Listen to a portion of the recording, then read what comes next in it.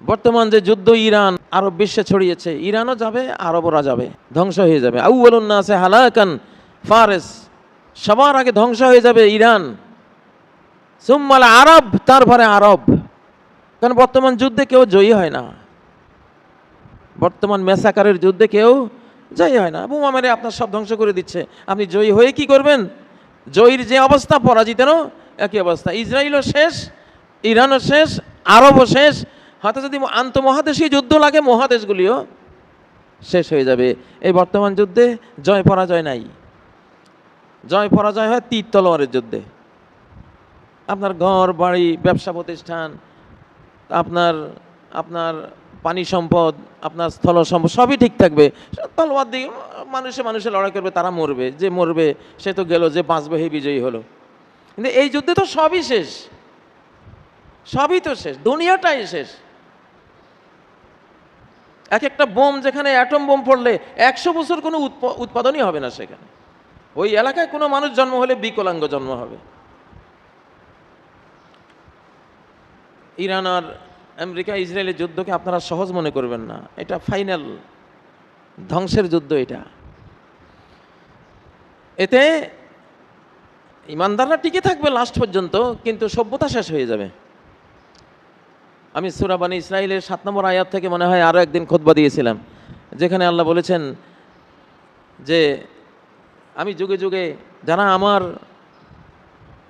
শত্রু, আমার বিরুদ্ধে বিদ্রোহ করে, আমার খেয়ে আমার বিরুদ্ধে যারা সর্বশক্তি নিয়োগ করে, তাদেরকে ধ্বংস করার জন্য আমি আমার কিছু ইমানদার বান্দা আমি নিয়ে আসবো যুগে যুগে। তাদের কাহিনী কি? فَإِذَا جَاءَ وَعْدُ الْآخِرَةِ لِيَسُوءُوا وُجُوهَكُمْ। হে ইহুদি জাতি, বনী ইসরাইল, ইসরায়েলিরা শোনো, ওদের শেষ গ্রুপকে যখন আমি আনবো, 3টা কাজ করবে। লিয়াসুউ উজুহাকুম, তোমাদের চেহারাকে একেবারে কুৎসিত কদর্য করে দেবে। মার খেয়ে মানসিক বিপর্যয়, মানসিক পরাজয়, সাইকোলজিক্যাল পরাজিত হয়ে মন ভেঙে গিয়ে চেহারা, ফর্সা মানুষের চেহারা কালো হয়ে যাবে তোমাদের। কি আশ্চর্য! লেয়া কোরআন বলছে প্রথম তোমরা যখন মার খাবা ইসরায়েলিরা, প্রথম তোমাদের চেহারায় ফুটে উঠবে মারের কুপ্রভাব, মার খাওয়ার, পরাজিত হওয়ার কালিমা, কদর্য, মলিনতা, চেহারার বিবর্ণতা প্রথম তোমাদের মুখে ফুটে উঠবে। কি আশ্চর্য! এই আয়াতটা কি আশ্চর্যভাবে এখন দেখা যায়। এখন তো কোরআন দেখার যুগ। ফেসবুকে, ইউটিউবে যে বিজয়ী হয়েছে তাকে দেখায় হাসতেছে, যে পরাজিত তাকে দেখায় কাঁদতেছে, এমনি রয়েছে, চেহারা মলিন। দেখায় কি না? ইউটিউবে আপনারা দেখেন না? লিয়াসুউ উজুহাকুম। এখন যারা যুদ্ধটা বাঁধিয়েছে তাদের চেহারাগুলো আপনি ইউটিউব খুলে দেখবেন যে ওরা কাঁদতেছে, চেহারা মলিন। কোরআন তো এটাই কইছে, তো চেহারা, তোমাদের চেহারার রং কালার কিচ্ছু থাকতো না। তোমার চেহারা দেখে মানুষ বুঝবে যে তুমি পরাস্ত, তুমি পরাজিত। এরকম কান্না কান্না ভাব, বিপর্যস্ত ভাব, চেহারা তোমার মলিন, আবিল, হ্যাঁ, কোনো হাসি নেই, কোনো আনন্দের লেশ মাত্র নাই। মানুষের যখন মন নষ্ট হয়, মনের ভিতরে পরাস্ত হয়, চেহারা কালো হয়ে যায়। যতগুলো সিনারিও এখন আপনারা দেখতে পাচ্ছেন ইরান আর ইসরায়েলের এই যুদ্ধে, ইরানিদের চেহারা দেখবেন ওরা হাসতেছে, আর এদের চেহারা দেখবেন সব মলিন। মার কিন্তু দুই দলে খাইতেছে, কিন্তু ইমানদার কখনো মনের ভিতরে পরাস্ত হয় না, এই জন্য চেহারা তার ঠিকই থাকে। কিন্তু বেঈমান মার খাইলেই চেহারা কালো হয়ে যায়।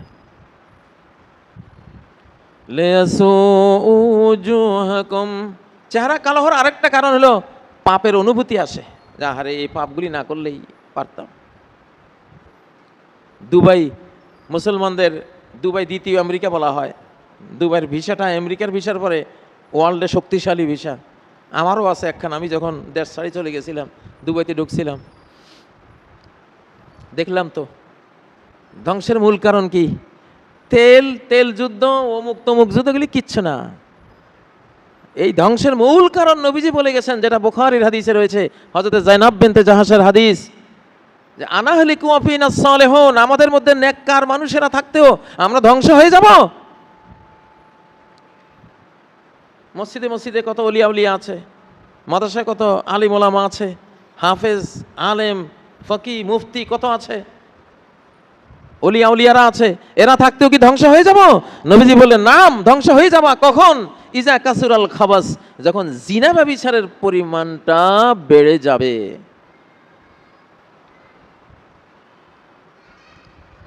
আমাদের ঢাকা শহরের কি খবর? বলতে হবে কিছু? বলতে হবে না।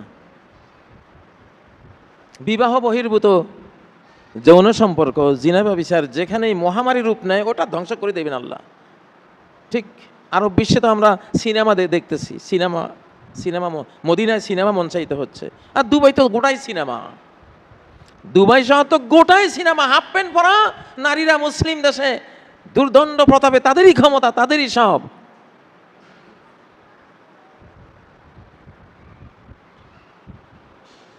দুবাই কি ধ্বংস হয়েছে তাদের সম্পদ নাই এজন্য?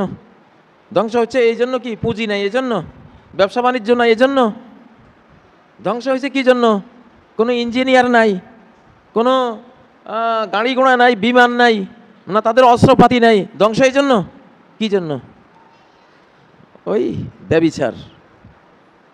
ব্যভিচার যেখানে থাকে সেখানে আরো দুইটা থাকে, অবৈধ খুন আর শিরিক। মন্দির বানাইছে না ওরা মুসলমান দেশে, জাজিরাতুল আরব, আরব ভূখণ্ড ইসলামের ভূখণ্ড, সেখানে অন্য কোনো ধর্মের কোনো উপাসনালয় হবে না। পৃথিবীর অন্য যে কোনো জায়গা হতে পারে, আরব দেশে হবে না। এটা ইসলামের ভূখণ্ড। লা ইয়াস্তামিউ দীনান ফি জাজিরাতিল আরব। আরব এই দ্বীপে দুই ধর্ম একসাথে হবে না, এটা ইসলামের ঘাঁটি। অতএব শিরিক, অবৈধ খুন, অবৈধ খুন করছে না, আল্লাহর নাম নিলে খুন করে ফেলতেছে। ইসলাম মতো চলতে গেলে একটু সুন্দর দাঁড়িয়ে রাখছে, একটু আল্লাহওয়ালা হয়ে চলতেছে, এই তুমি জঙ্গি, এইটা সেটা কইয়া খুন করে ফেলছে, গুম করে ফেলছে। জিনা, শিরিক আর অবৈধ খুন, এরা তিন ভাই একসাথে চলে। যেখানে এক ভাই যাবে ওখানে দুই ভাই আছে, যেখানে শিরিক আছে ওখানে জিনা আছে, ওখানে খুন আছে, যেখানে খুন আছে সেখানে জিনা আছে, সেখানে আরেকটা কি আছে, শিরিক আছে, থাকবেই। তো ধ্বংসের বীজ তো এগুলো। বাংলাদেশেও আসতেছে, বোমা আসতেছে, দারিদ্র্য আসতেছে, অভাব আসতেছে, তেল বন্ধ, এলপিজি বন্ধ, গ্যাস বন্ধ, তার মানে গাড়ি বন্ধ, তার মানে অফিস বন্ধ, স্কুল কলেজ বন্ধ, তার মানে ডিজেল নাই মানে শ্যালো মেশিন বন্ধ, পানি তোলা বন্ধ, ধান ভুট্টা গম চাষ বন্ধ। মরা তো একরকমই হয় না, মরণ তবে একরকমই হয়। সবাই তো আল্লাহকে বাদ দিয়ে আমরা সুপার পাওয়ার, আল্লাহর কি দরকার, আল্লাহ তো দরকার নাই, এরকম হাবভাব। তা আল্লাহ ছাড়া যে তোমার এক চোখের পলক মারারও তোমার ক্ষমতা নাই বান্দা, আল্লাহ সেটা কি বুঝাবেন না, দেখাবেন না তোমাকে? এখন দেখাচ্ছেন, এখন কাঁদো বসা বসা। হরমুজ প্রণালী এটা তো অস্ত্রের যুদ্ধ না। হরমুজ প্রণালীর যুদ্ধ অস্ত্রের যুদ্ধ না, রিজিকের যুদ্ধ, পেটের ভাতের যুদ্ধ। তোমার এক লোকমা ভাত যে তুলে দিবা সেই যুদ্ধ, অর্ধেক রুটি যে খেয়ে বাঁচবা সেই রুটি কেড়ে নেওয়ার যুদ্ধ, এটা আল্লাহ লাগাইছে। সারা কোরআনে কিসসায়ে মুসা আলাইহিস সালামের কাহিনী সবচেয়ে বেশি আল্লাহ তাআলা উল্লেখ করেছেন। আর মুসা আলাইহিস সালামের ফারসালনা আলাইহিমুত তুফানা ওয়াল জারাদা ওয়াল কুম্মাল ওয়াদ-দাফাদিআ ওয়াদ-দামা আয়াতিম মুফাসসালাত, আমি জলোচ্ছ্বাস দিয়ে ওদের খাবার রিজিক সব ধ্বংস করে দিয়েছি। এই মুসা, মরে গেলাম, আমরা তোমার উপর ঈমান আনবো, আল্লাহকে বলো এই আযাব তুলে নিতে। আযাব তুলে নিছে, আবার বেঈমান। এবার আল্লাহ দিছে পঙ্গপাল দিয়ে ধান গম ভুট্টা হাজার হাজার কোটি পঙ্গপাল পড়ে ফড়িং সব খেয়ে ফেলছে। আল্লাহর কাছে মাপ চাইছে, আমরা ঈমান আনবো। ঈমানে আল্লাহ তুলে নিছেন, আবার বেঈমান হয়ে গেছে। এবার আল্লাহ দিছে চার পোকার যন্ত্রণা, খাটে শোয়া যায় না, অফিসে বসা যায় না, যেখানে যা সেখানে হাজার হাজার লাখ লাখ চার পোকা, সারা শরীর কিলিবিলি, সারা মাথায় চার পোকা, সারা শরীরে চার পোকার আক্রমণে বেহুশ হয়ে পরে আবার মাপ চাইছে যে এইবার আর ভুল করবো না, এবার ঈমান আনবো।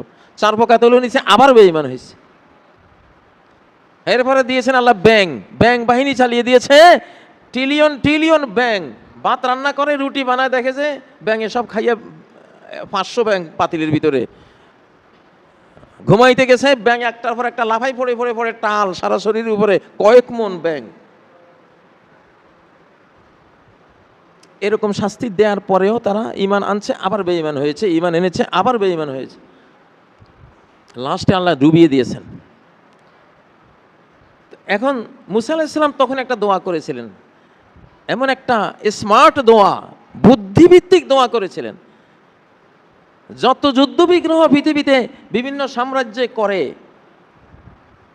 সব পেট যখন ভরা থাকে তখন যুদ্ধ করতে যায়।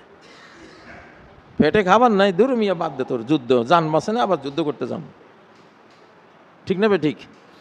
মুসা আলাইহিস সালাম একখান দোয়া করেছিলেন, সূরা ইউনূসের মধ্যে আল্লাহ তাআলা এটা উল্লেখ করেছেন, রব্বানা তুমিস আলা আমওয়ালিহিম, ও আল্লাহ, এরা সম্পদের বলেই তো এই নির্যাতন করে, তাদের সম্পদ তুমি ধুলাই মিশাই দাও, ওদের ধন সম্পদ ধুলাই মিশাই দাও তুমি, রব্বানা তুমিস আলা আমওয়ালিহিম। এখন দেখবেন পৃথিবীতে যত বড় বড় ধনী রাষ্ট্র ভিক্ষার ঝুলি নিয়ে এখন ঘুরবে দেশে দেশে। বাংলাদেশেও কত মানুষ মরে ভিক্ষায়, ভিক্ষা তো পাবে না, তেল বন্ধ হইলে সবই তো বন্ধ। আধুনিক গোটা সভ্যতার চাকাটাই চলে তেল দিয়া। দুর্ভিক্ষ আসতেছে, অফিস আদালত সব বন্ধ হয়ে যাবে, গাড়ি ঘোড়া নিজের মাথায় করে চালান লাগবো, সাইকেলের যুগ আসতেছে, ঘোড়া গাধার যুগ আসতেছে, টমটমের যুগ আসতেছে।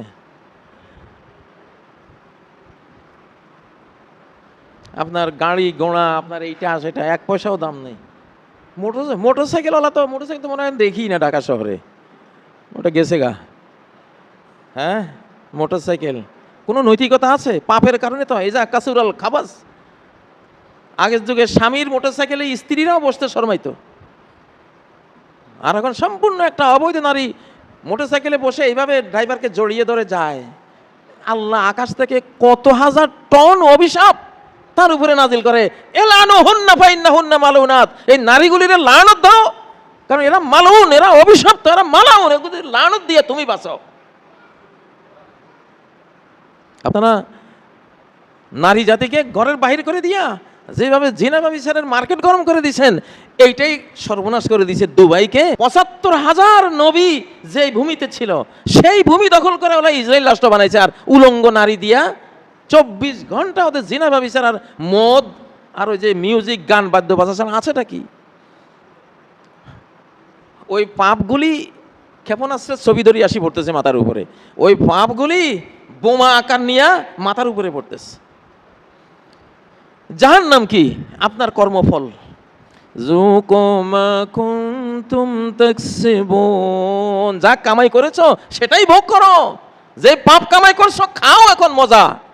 জান্নাত কি? আপনার কর্মফল। আপনি সালাত পড়েছেন, খান, ফলমূল খান।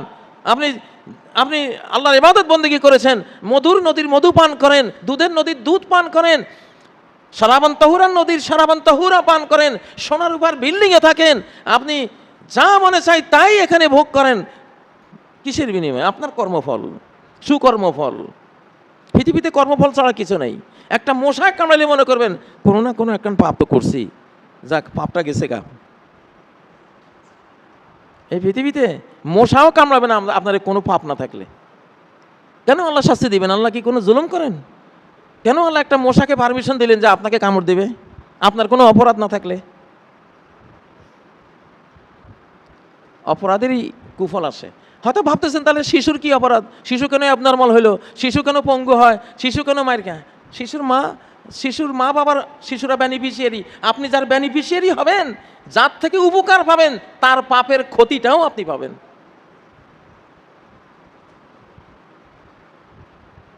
অতএব পৃথিবী এখন ফাইনাল স্টেজে চলে আসছে, আল্লাহর দিকে ফিরেন। এখন বড় বড় আলামতের পর্ব। ঈসা আলাইহিস সালাম আসবে, কোরআনে আছে, সূরা যুখরুফে আছে, ওয়া ইন্নাহু লাইলমুল লিসসাআতি ফালা তামতারুন্না বিহা। হযরত ঈসা আলাইহিস সালাম লাইলমুল লিসসা, কিয়ামতের আলামত হয়ে আকাশ থেকে নামবে। ৩৩ বছরের তাগড়া যুবক, বাবরি চুলওয়ালা যুবক, ৩৩ বছর বয়স। ৩৩ বছর বয়সে 2026 বছর, ওনার বয়স তো এখন 2026 বছর। 2026 সাল মানে ঈসা আলাইহিস সালামের জন্মদিন থেকে তো ইংরেজি সাল গণনা শুরু। তাহলে 2026 মানে কি? ঈসা আলাইহিস সালামের বয়স এখন কত? 2026। ওনার বয়স এখন 2026। বাট উনি 33 বছরে যেহেতু আকাশে চলে গেছেন, বয়স ওখানে আর বাড়ে নাই, ওখানে 33-এ আছেন। জমিনে ওনার বয়স 2026, আকাশে বয়স কত? 33। সেই 33 নিয়েই জমিনে নামবেন। তারপরে দুখান আসবে, ইয়াউমা তাতিস সামাউ বিদুখানিম মুবিন। অপেক্ষায় থাকো, সমগ্র আকাশ বিষাক্ত কালো ধোঁয়ায় ছেয়ে যাবে। পারমাণবিক যুদ্ধ লাগলে কি হবে? আপনার এইসব বিল্ডিং, ঘর বাড়ি, দুয়ার, মানুষ, জীব জন্তু সব ধুলিবালি হয়ে আকাশে ধূম্র আকারে উড়ে যাবে। গোটা আকাশ কালো কার্বন ধোঁয়ায় ছেয়ে যাবে। সেটা আসতেছে, বেশি দেরি নেই। আখরাজনা লাহুম দাব্বাতাম মিনাল আরদ। সূরা আল কাসাসে আল্লাহ বলেন যে শেষ জামানায় আমি সাফা পাহাড় ফেটে, মক্কার সাফা পাহাড় ফেটে একটা বিশাল জন্তু বেরিয়ে আসবে। সে মানুষের সাথে কথা বলবে যে মানুষ আল্লাহ নিদর্শন, আন্নাল নাস কানু বিআয়াতিনা লা ইউকিনুন। মানুষ আমার নিদর্শনগুলো, আমার কোরআনের আয়াতগুলো মানুষ বিশ্বাস করে নাই, পড়ছে বিশ্বাস করে নাই, মানে নাই। সেই দাব্বাতুল আরদ, সে বিশাল প্রাণী বেরিয়ে আসবে। তার হাতে মুসা আলাইহিস সালামের লাঠি, সুলাইমান আলাইহিস সালামের আংটি থাকবে। একটা দিয়া মুমিনকে টাচ করবে, মুমিন একদম উজ্জ্বল হয়ে যাবে, সুন্দর হয়ে যাবে। আর একটা দিয়ে কাফেরকে টাচ করবে, কালো কয়লার মতো হয়ে যাবে। সেটাও আসতেছে। ইয়াজুজ মাজুজ, তার কথাও তো কোরআনেই আছে। ইয়াজুজ মাজুজ আসবে। এখন এগুলি একটার পর একটা সিনারিওতে আসবে। তো আমাদের এখন হলো ইসলামের দিকে, আল্লাহর দিকে ফেরত আসার সময়। আল্লাহর দিকে ফেরত আনার জন্য এই মায়ের আল্লাহ মারতেছেন। কেন মারতেছেন? সূরা হামিম আস-সাজদায় আল্লাহ বলেন, আলিফ লাম মিম আস-সাজদায় বলেন, ওয়ালা নুযিকান্নাহুম মিনাল আযাবিল আদনা। আমি লঘু শাস্তি, লঘু দণ্ড এদেরকে দেব, ভোগ করাবো। দুনাল আযাবিল আকবার, আযাবে আকবার মানে জাহান্নামের আযাব স্টার্ট হওয়ার আগে ছোট ছোট আযাব, একটু দুর্ভিক্ষ দেব, একটু কলেরা, একটু বসন্ত, একটু মহামারী, করোনা, যুদ্ধ বিগ্রহ, এগুলি লঘু দণ্ড, এগুলি দেব। কেন দেব? লাআল্লাহুম ইয়ারজিউন, যাতে তারা আমার দিকে ফেরত আসে, আমার দিকে ফেরত আসে। উপায় নাই, এখন আর উপায় নাই। তন্ত্রমন্ত্র বাদ, এখন হলো আল্লাহর বান্দা রাসূলের উম্মত হওয়ার মৌসুম। আল্লাহর বান্দা রাসূলের উম্মত হইতে হবে, খাঁটি মুসলিম হইতে হবে, আল্লাহওয়ালা হইতে হবে, দিনদার হইতে হবে, লা ইলাহা ইল্লাল্লাহ মুহাম্মাদুর রাসূলুল্লাহর ভিত্তিতে জীবন গড়তে হবে, রাষ্ট্র চলতে হবে, সমাজ চলতে হবে, এছাড়া উপায় নাই। হিন্দুরাই এসে মসজিদ বলে, হুজুর দেশ ইসলাম মতো চালান। কেমনে ভাই চালাইবে না, তা বাঁচতেছি না। আর হিন্দু আসি কইবে, খ্রিস্টানরা আসি কইব, নাস্তিক আসি মসজিদে ধর্ণা দিয়ে বলে, হুজুর আপনারা দেশটা আপনারাই চালান। দেখেন না প্রেসিডেন্ট ট্রাম্প পাদ্রি, গির্জা থেকে পাদ্রি আনি দোয়া করায়, গির্জা থেকে পাদ্রি আনি দোয়া করায়। নেতানিয়াহু তার রেবাই ছাড়া, ধর্মগুরু ছাড়া এক কদমও দেয় না। ধর্মগুরু এগুলি তো মিথ্যুক, ওদের তো যা জ্ঞান আছে মিথ্যা জ্ঞান, কিন্তু আবেগটা আছে যে এটা ধর্ম ছাড়া বাঁচা যাবে না। কিন্তু ধর্ম যে ওদের অধর্ম হয়ে আছে সেটা জানে না। ওরা বুঝতেছে আমি ধর্মযুদ্ধ করতেছি, এটা ধর্মযুদ্ধ। ইরান, ইসরায়েল, আমেরিকা, চীন, রাশিয়া, ভিতরে ভিতরে সবাই যুদ্ধে আছে, এটা ধর্মযুদ্ধ। এটা মুসলিম উম্মার বিরুদ্ধে বেঈমান উম্মা আছে, সমান সমান অপবিত্র আছে, বাঁচবেন। যখন অপবিত্রতা বেড়ে গেছে বাস, আপনি কোন স্কুলে, কোন কলেজে, কোন ইউনিভার্সিটি পাবেন যে একটা ছেলে মেয়ে প্রেমিক প্রেমিকা না, গার্লফ্রেন্ড বয়ফ্রেন্ড নাই? আপনি অফিসে যান, আদালতে যান, আপনি পাবেন খোঁজে, কয়জন পাবেন? এগুলি কি? অপবিত্রতা, জিনা, ঘৃণিত মহাপাপ। প্রত্যেকটা ধ্বংসপ্রাপ্ত দেশ, রাষ্ট্র, জাতির প্রত্নতাত্ত্বিকরা যখন খুঁড়ে বের করে, পম্পেই নগরী, ইটালির পম্পেই নগরী যখন খুঁড়ে বের করা গেছে, উলঙ্গ নারী আর মূর্তি। মহেঞ্জোদারো সভ্যতা বিলীন হয়ে গেছে মাটির নিচে, খুঁড়ে তো বের করেছে, কি পাওয়া গেছে? উলঙ্গ নারী আর মূর্তি। শিরিক আর জিনা ব্যভিচার, শিরিক আর জিনা ব্যভিচার। দুবাইতে যান, কি পাবেন? প্রত্যেকটা সেলুনে, আমি তো দেখে আসলাম রে ভাই। আপনি বড় বড় হাইরাইজ বিল্ডিংয়ে যান, কি আছে? সব জিনা ব্যভিচারে ভেসে গেছে একেবারে। অমুসলিম দেশের নারীরা এসে এগুলি করে, আর মুসলমানগুলি চোখ বন্ধ করে। তো আল্লাহ তো তোমাকে একটা বর্ডার দিছে যে ওইটা যখন বেড়ে যাবে খারাপটা, তখন আর বাঁচাবো না তোমারে শেষ করে দেবো আমি। তুমি কি অলি, তুমি কি আউলিয়া, তুমি কি গাউস কুতুব হাবি যাবি, এগুলি কিচ্ছু মূল্য নাই, তোমার উপরে মারবো আমি।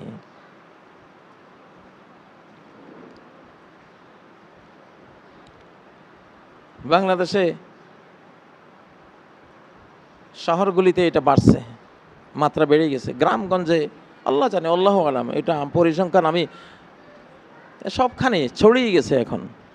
অতএব এই দেশও আসতেছে। আজকে যেমন এক একটা হাইরাজ বিল্ডিং তেল আবিবে কীভাবে মাটির সাথে মিশে যাচ্ছে, ইরানে কিভাবে মাটির সাথে মিশে যাচ্ছে, দুবাইতে, কাতারে মাটির সাথে মিশে যাচ্ছে। একটা শহর নগরও আস্ত থাকবে না। কারণ শিল্প বিপ্লবের পরে আগে গ্রামগঞ্জে বাড়ি হতো, প্রত্যেকটা সেপারেট বাড়ি, মা বোনদের ইজ্জত নিয়ে বাঁচার একটা সিস্টেম, ওখানে পর্দা সিস্টেম থাকতো, পবিত্র থাকার সিস্টেম করা ছিল। গ্রামগঞ্জ এটা মার খেয়ে গেছে, শহরে তো নাই। শহরে কোন বাসা বাড়ি বানায় এমনভাবে, একজন মেহমান আসলে ওই পাকঘরের কাছে বসতে হবে, মহিলারা পাক শাক করে আসা যাওয়া করে মানুষের সামনে। দুনিয়া কি আপনার এতই একবারে ভোগের দুনিয়া বানিয়েছেন? দুনিয়া তো আল্লাহ মসজিদ বানাইছেন, এই দুনিয়াটা মসজিদ। জয়লাত লিয়াল আরদু মসজিদান তাহুরা, গোটা পৃথিবী আমার উম্মতের জন্য মসজিদ। বানানো মসজিদও মসজিদ, যেটা মসজিদ না মাটি সেটাও মসজিদ। এই জন্যই তো খেতে, খামারে, জঙ্গলে, নগরে, বন্দরে সবখানে নামাজ পড়া যায়। নামাজ তো মসজিদ ছাড়া পড়া যায় না। আগের উম্মত তাদের গির্জায় না গিয়ে নামাজ পড়তে পারতো না, কারণ তাদের জন্য সারা পৃথিবী মসজিদ ছিল না। এই উম্মতের জন্য সারা পৃথিবী মসজিদ। এই জন্য আপনি খেতে কাজ করতে গেছেন, নামাজের সময় হয়েছে, আজান দিলেন, ওখানেই নামাজ পড়েন, ওটা মসজিদ। অতএব ইজা কাসুর আল খাবাস, কোনো পণ্ডিতির দরকার নাই। এই যুদ্ধ কেন লাগছে? খাবাসের কারণে, জিনা ব্যভিচারের কারণে, মহাপাপের কারণে, বেহায়াপনা, বেলাল্লাপনার কারণে এই যুদ্ধের মার কপালে জুটতেছে, আসতেছে। অতএব এটা যেখানে আছে সেখানে আসবেই, তার সাথে দুর্ভিক্ষ নিয়ে আসতেছে। কদিন পরে দেখবো ঢাকা শহরে সব সাইকেলে দৌড়তেছে। যিনি প্রধানমন্ত্রী উনিও সাইকেলিং করতেছে, যারা মন্ত্রী ওরাও সাইকেলে যাইতেছে, যদি সাইকেল পাওয়া যায় আর কি। সাইকেলও শেষ পর্যন্ত পাওয়া যাবে কিনা।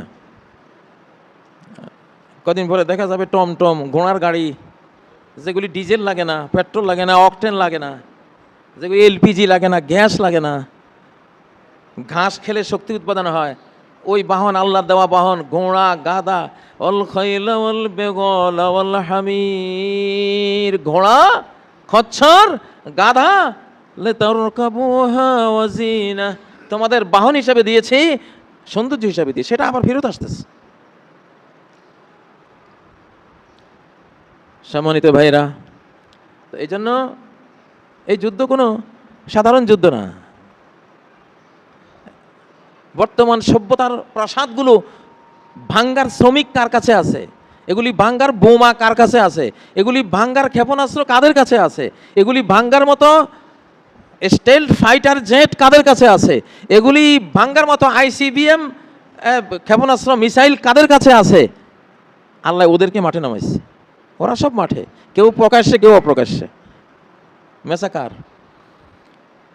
ওরা মনে করতেছে আমি আমার তেলের জন্য লড়তেছি, আমি আমার অর্থনীতি চাঙ্গা রাখার জন্য লড়তেছি, আমি আমার সুপার পাওয়ারের ইমেজ রক্ষার জন্য লড়তেছি, ওরা মনে করবে এটা, কিন্তু আল্লাহ দেখতেছেন যে না ওইটা না, তোরে দিয়ে আমি ভাঙ্গাইতেছি, তোদের এই অবৈধ সুদী অর্থনীতি সুদী টাকা দিয়ে সুদী ব্যাংকের, গোটা বিশ্ব তো সুদী ব্যাংকে ডুবাই দিছ, আর সুদী ব্যাংকের টাকা দিয়ে তো নাপাক বিল্ডিং এগুলি দাঁড় করাইছে, এগুলি একটাও রাখবো না, আমি সব উড়াই দেবো সব।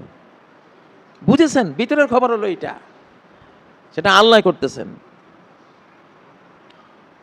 আল্লাহ কি বলছেন সূরা বনী ইসরাঈলের 16 নম্বর আয়াত, وَإِذَا أَرَدْنَا أَن نُّهْلِكَ قَرْيَةً أَمَرْنَا مُتْرَفِيهَا, আমি যখন কোন জনপদকে ধ্বংস করে দিতে চাই তখন সুখী ভোগীদেরকে পাওয়ার পয়েন্টে নিয়ে আসি, তাদের অনেক বিত্ত আছে, ধনবল আছে, জনবল আছে, গার্মেন্টস আছে, বিভিন্ন ইন্ডাস্ট্রিজ, বিভিন্ন সিরিয়াল আছে, এক্সপোর্ট ইম্পোর্ট ব্যবসা বাণিজ্য আছে, মুত্রাফিন যাদের ভোগের জিনিসের কোনো অভাব নাই।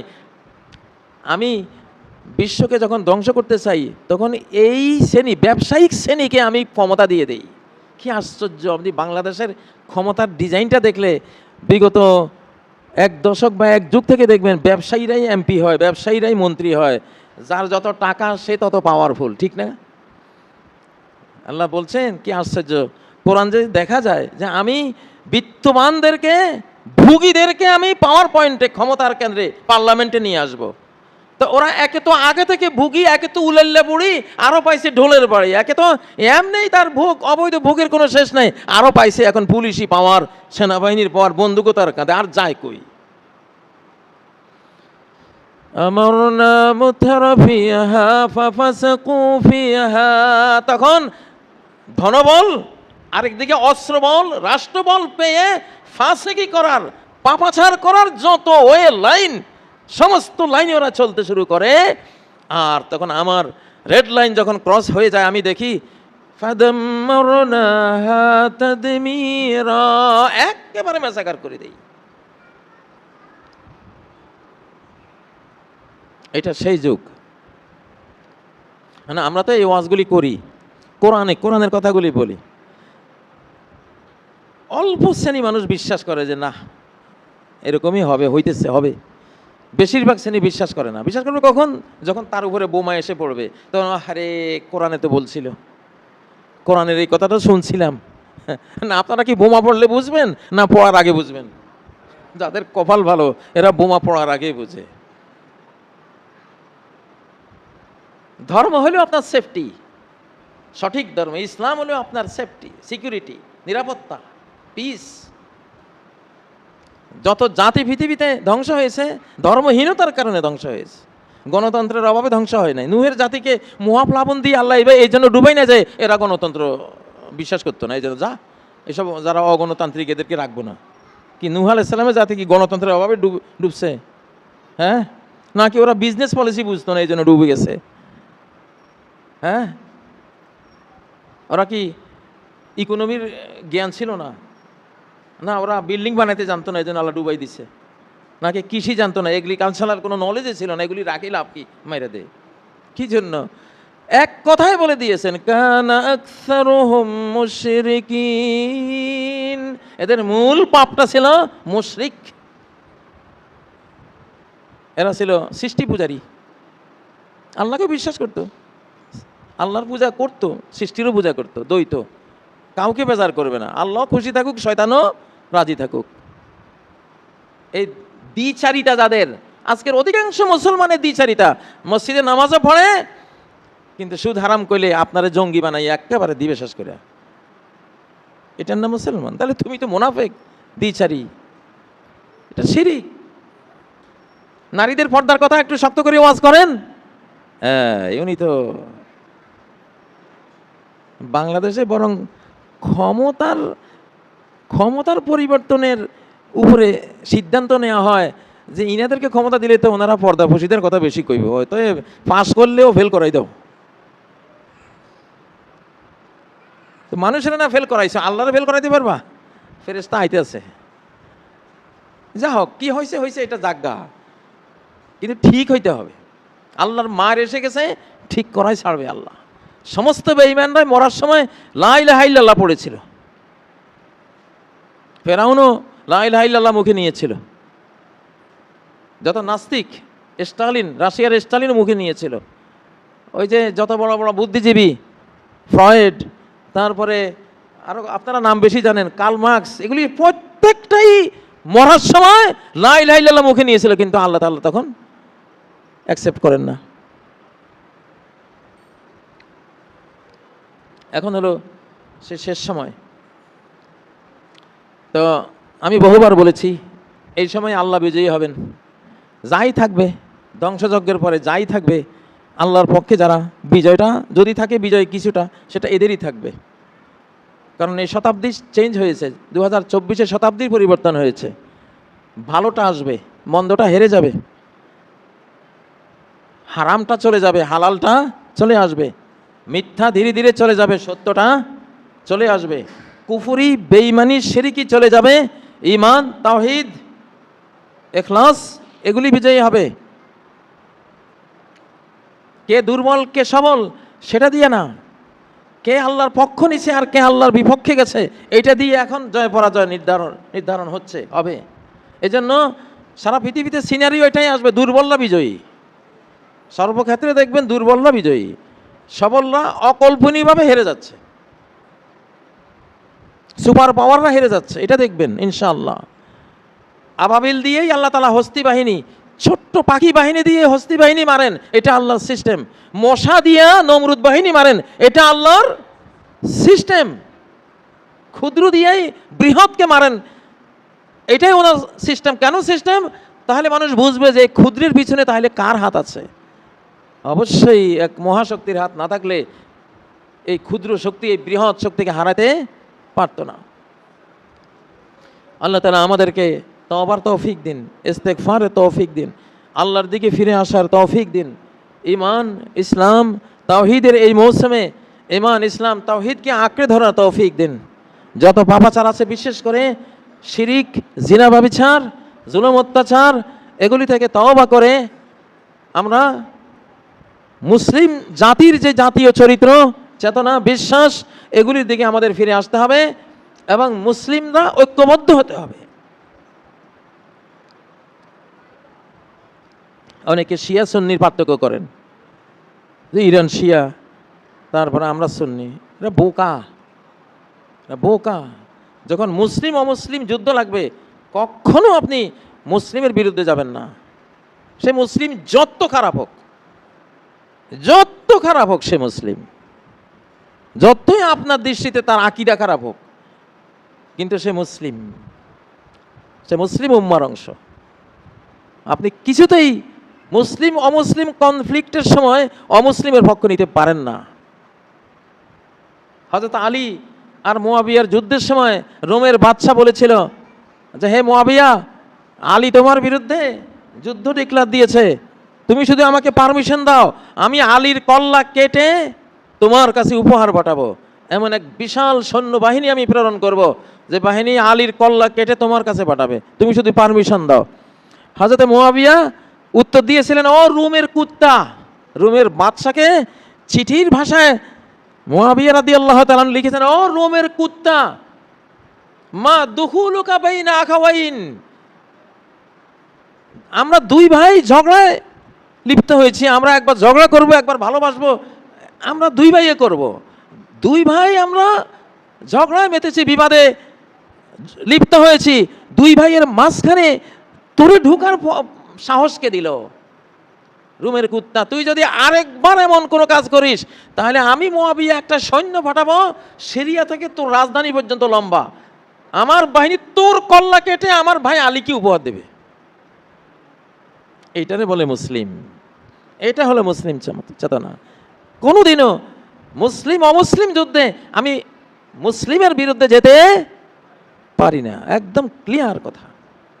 আমার মুসলিম ভাইয়ের যত দোষী থাকুক, সে তো আল্লাহর নামটা নিছে, আমি তো জানি সে কালেমা পড়া, আমি তো জানি সে আল্লাহর পক্ষ নিয়ে কথা বলে, ভিতরে কি আছে সেটা পরকালে বিচার হবে, ভিতরটা দেখার দায়িত্ব আমার না, আমি বাহ্যিকটার উপরে কথা বলতে হবে। এজন্য ক্লিয়ার কাট কথা, আমরা যারা মুসলিম, মুসলিমদের পক্ষেই থাকা, আল্লাহর পক্ষে থাকা।